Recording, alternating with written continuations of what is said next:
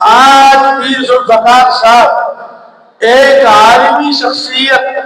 عالمگیر شخصیت، علمی اور روحانی نسبتوں کے امیر اس دنیا سے گئے ہیں۔ ہر عالم کا، ہر حافظ کا، چاہے وہ سلسلہ نقشبندیہ سے وابستہ ہو، چاہے وہ کسی اور سلاسل سے وابستہ ہو، چاہے مدارس میں پڑھنے والا، پڑھانے والا ہو، عام مسلمان ہو، جنہوں نے ان کا نام سنا، ان کی تصویر فیس بک پر دیکھی ہے، آج وہ اس کا دل غمزدہ ہے۔ اور کل جب پیر ذوالفقار صاحب کا جنازہ ادا کیا جائے گا جنگ میں، تو آپ دیکھیں گے عرب و عجم سے دنیا ٹوٹے گی ان کے جنازے میں۔ امام ابن حنبل رحمۃ اللہ علیہ نے وقت کے جابر اور ظالم بادشاہ کو یہ کہا تھا،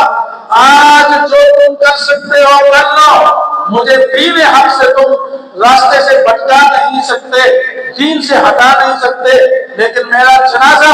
اس وقت تمہیں بتائے گا کہ واقعی دنیا میں لاکھوں کروڑوں انسان امام ابن حنبل کے جنازے کی چارپائی اٹھانے کے لیے ترس رہے تھے، ان کے چہرے کا دیدار کے لیے ترس رہے تھے۔